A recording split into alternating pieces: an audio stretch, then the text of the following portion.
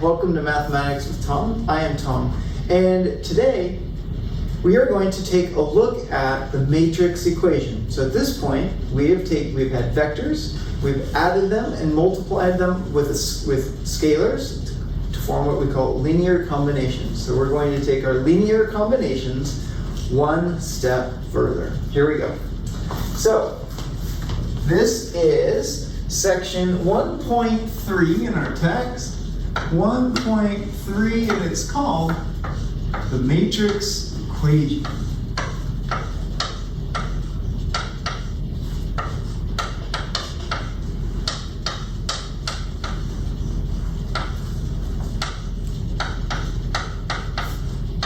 All right.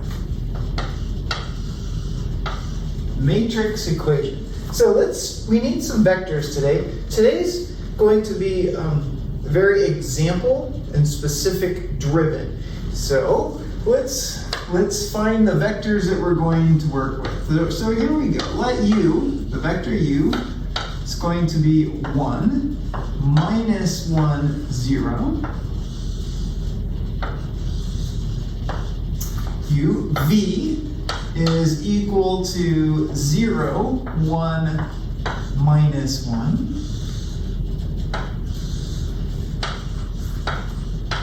And w will be the vector of 0, 0, 1.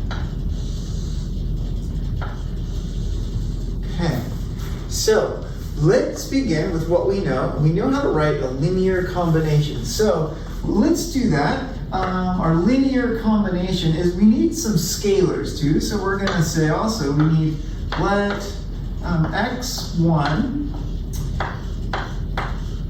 x2, and x3 be scalars. In other words, just be any real numbers. Then the linear combination. M. Then the linear combination. The linear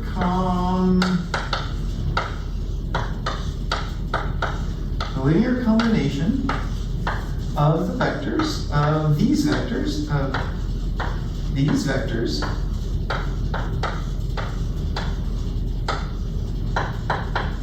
is written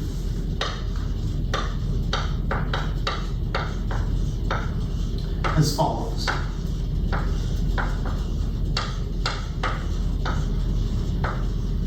This is where the excitement begins.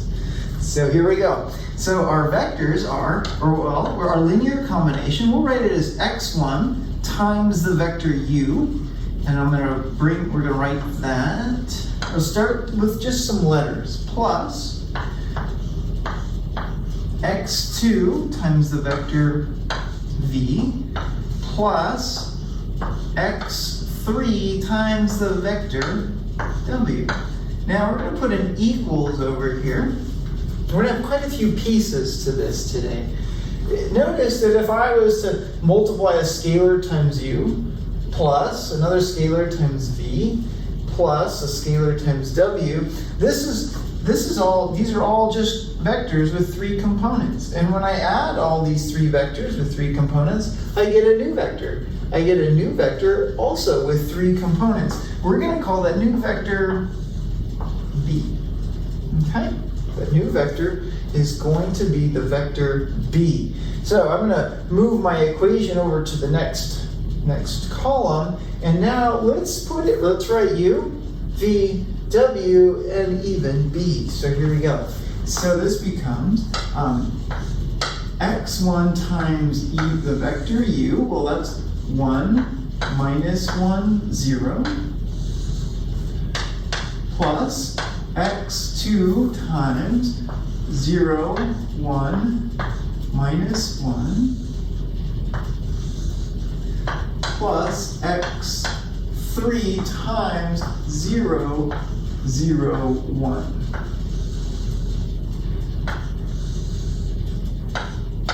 Equals, and then remember the vector v would have components of, we'll just use a little tail B1, make a script B, B2, and B3. Oh, those almost look like backwards musical notes, something. All right, so there's our linear combination, and there's our specific numbers that we're using today. Now, I want to do a couple of things. The first one is I want to write out. Well, I'm going to do it. Yes, let's do it in this order. Let's actually multiply these through. Let's multiply these through. Is that what I want to do yet? No, not quite. Here's what I want to do. I want to introduce the matrix. And here's how we write this problem. The column vectors. These are column vectors, so let's write that. These are our column vectors.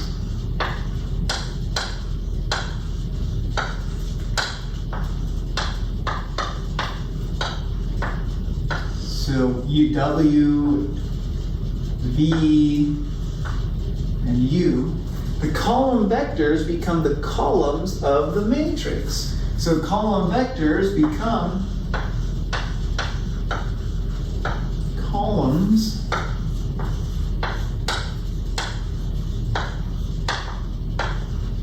of a matrix.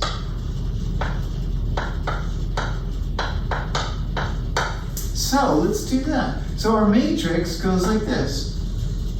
We write the first vector in the first column. So this is 1, minus 1, 0, 0, 1, minus 1. Our third vector is 0, 0, 1. And then, now here's the interesting part, x1, x2, x3, these are our scalars. The scalars form a vector that multiplies the matrix. So we write it like this. We write this as the vector x1, x2, and x3. And notice what this equals. This is still equal to b1, b2, b3.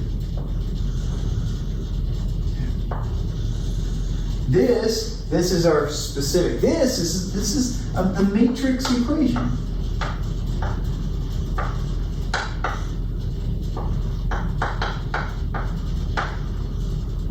I'm going to abbreviate equation, EQN. This is the matrix equation. This is a specific matrix equation because I have specific vectors, U, V, W. And in general,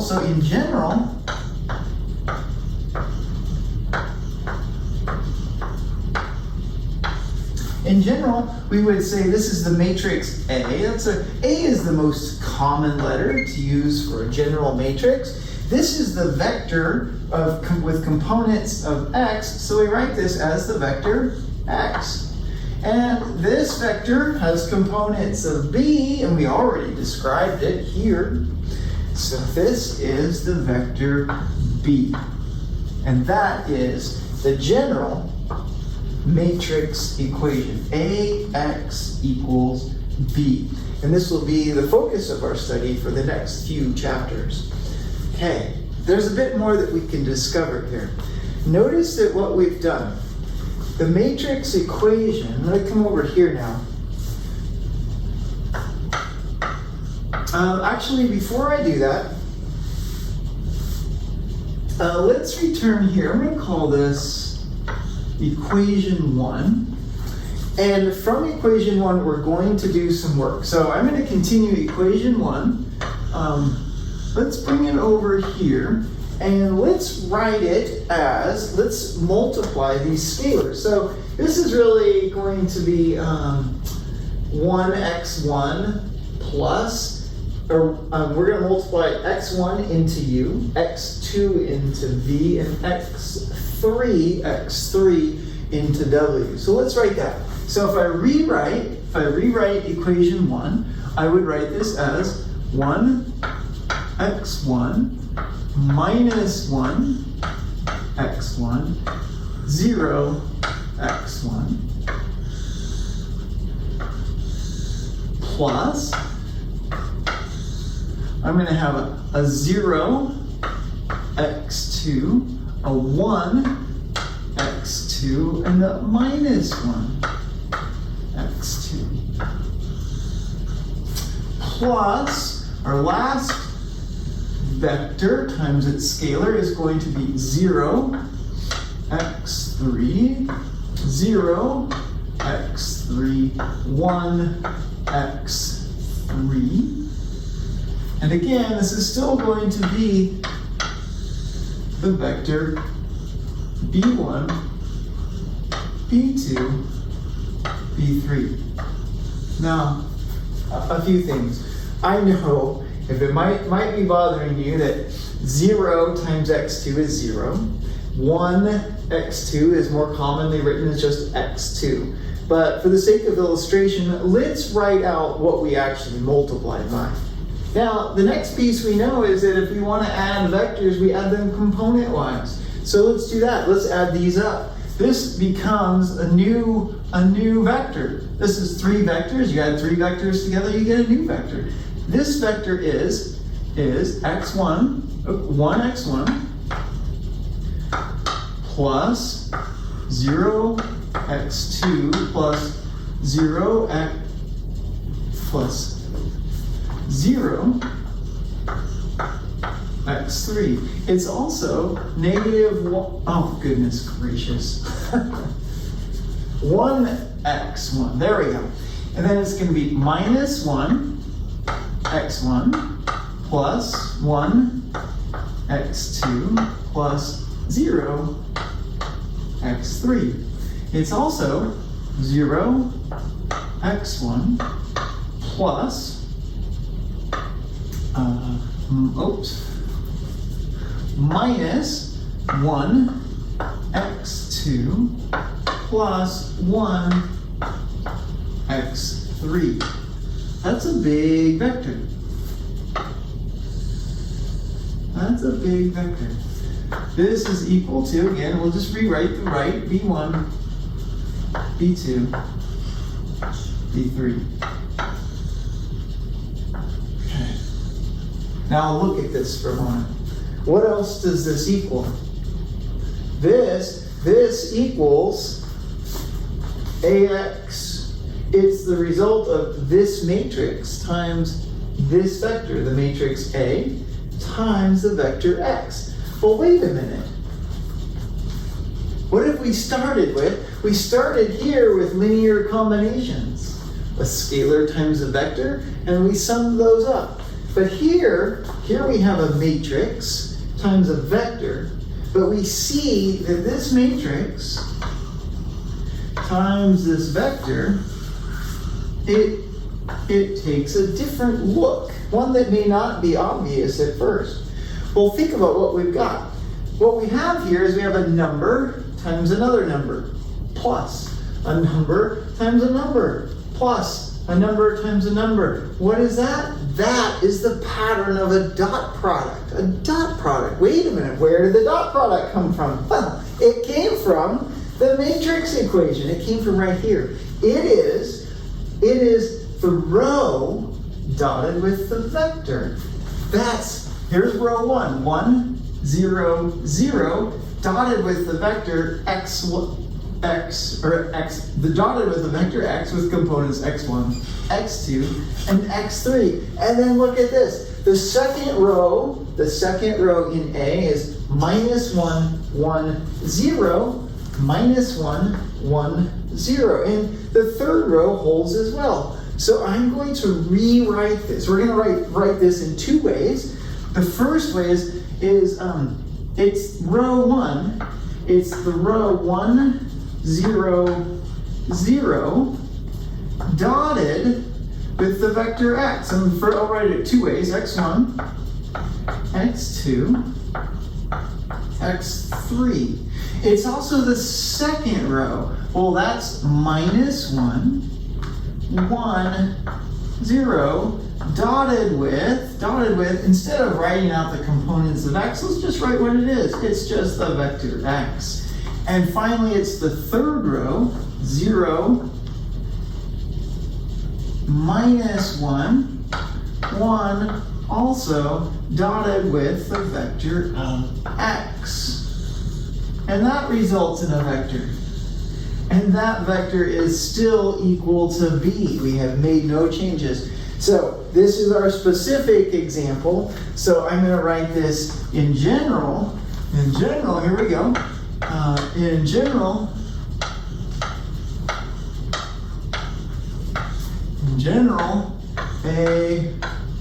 ax is equal to, in this case, we'd have, it's just a we're going to talk about that, a three rows, 3 columns.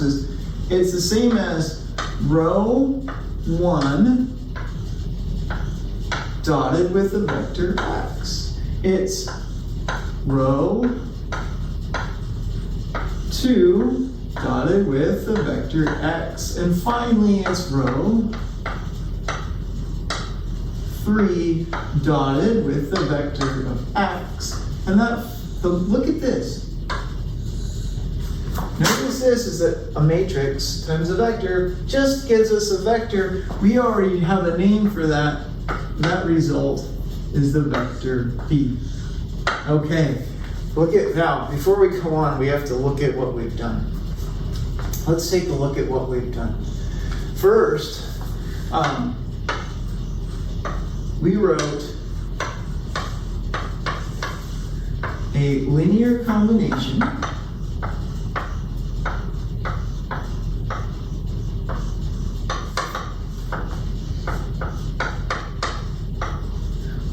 linear combination as a matrix, or not, as a matrix equation.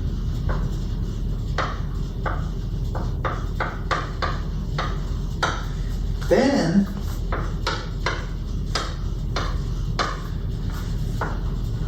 we found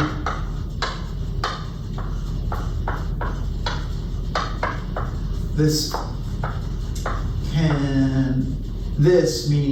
linear combination. We found this can be computed, that's a P. This can be computed using rows dotted with x. Okay, so look at that. We went from columns to rows. We have the same result. And the question is when you might use one or the other. In general, the idea is if you're writing a proof, you're probably going to be using linear combinations, or if you're using a lot of letters. If you're trying to just calculate numbers, then you'll probably be using the rows times the vector. So at this point, I would like to do an example. So let's try this, an example.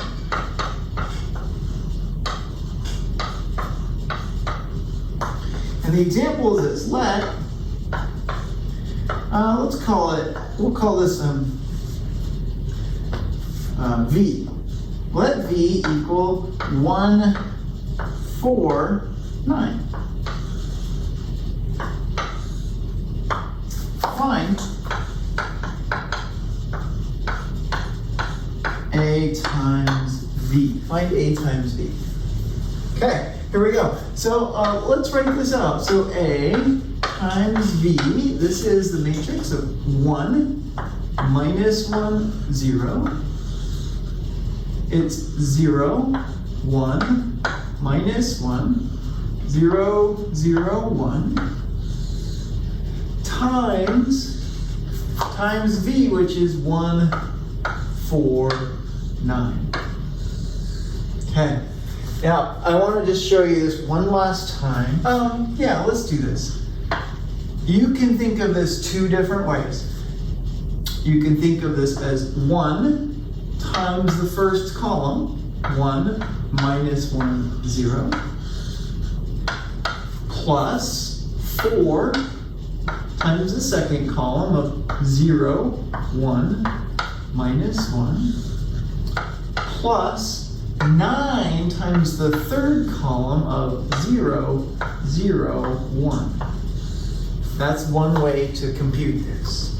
The next way to compute this would be row 1, which is 1, 0, 0, dotted with V. Well, V, I'll write it out this time. V is dotted with 1, 4, 9.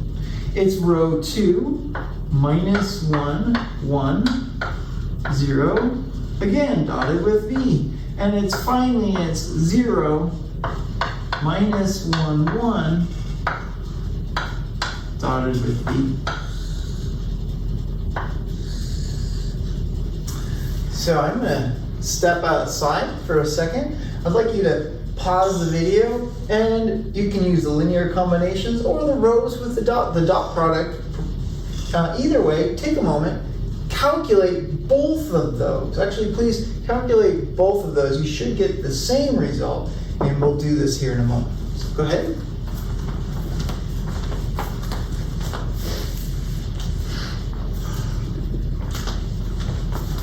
Okay. I'm back. Here we go. Let's compute this together. I'm going to do this together. This is 1 times 1. That's 1 plus 0 plus, let's do, I'm sorry. 1 times 1 is 1. 0 times 4 is 0. 0 times 9 is 0. So this is going to give me a 1. Minus 1 times 1 is minus 1. 1 times 4 is 4. So minus 1 plus 4, that's 3. Plus a 0 times 9, that's still a 3. And finally, we have a 0 times 1, that's 0, minus a 4, plus a 9 for a 5. And hopefully, both routes give you that same result. Okay. Now, let's change the problem ever so slightly. What if the problem was this? Let B be the vector 1, 1, 1.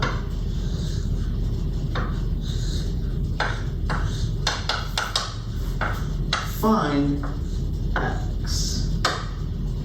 So what would that look like? What would that look like? Well, that would look like 1 minus 1, 0. 0, 1, minus 1, 0, 0, 1 times what? Times x1, x2, x3.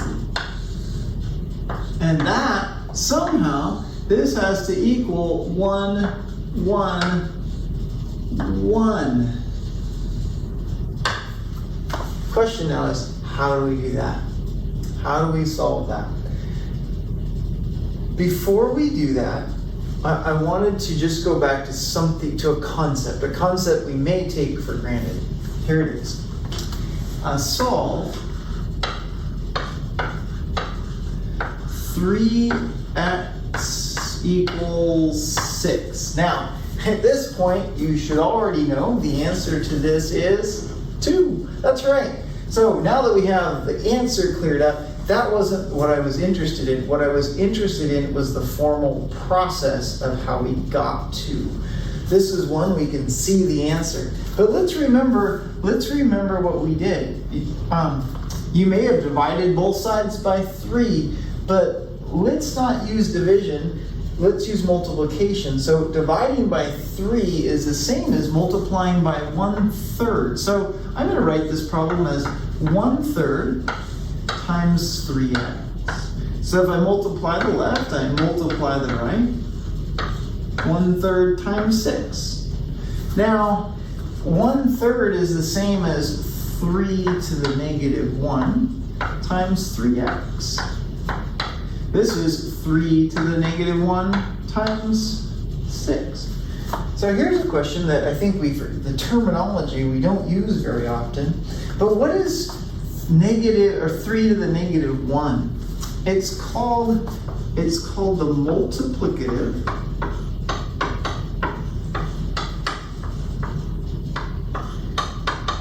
It's called the multiplicative inverse. Okay? That is what the 3 to the negative 1 is called. And what does it do? It means that the multiplicative inverse of 3 creates the product, their product gives us 1. That's what happens here. 3 to the negative 1 times 3, that's 1x.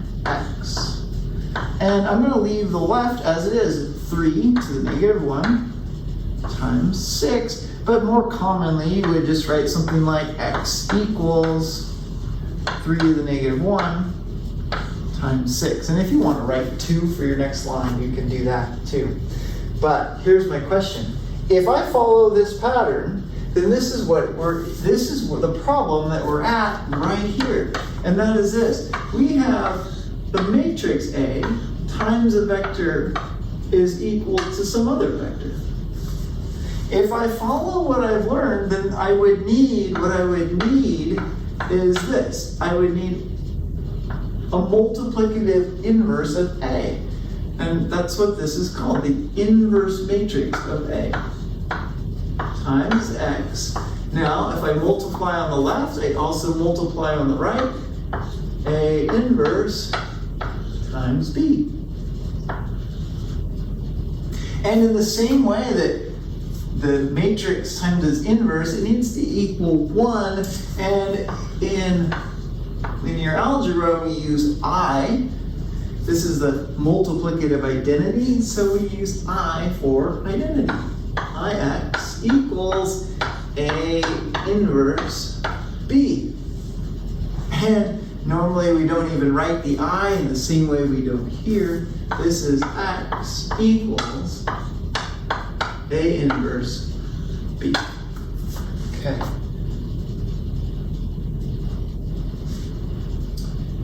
There's one last interesting point about this before we leave this example and we try some problems. That's this. If I change the problem ever so slightly to 3 times x is equal to 0.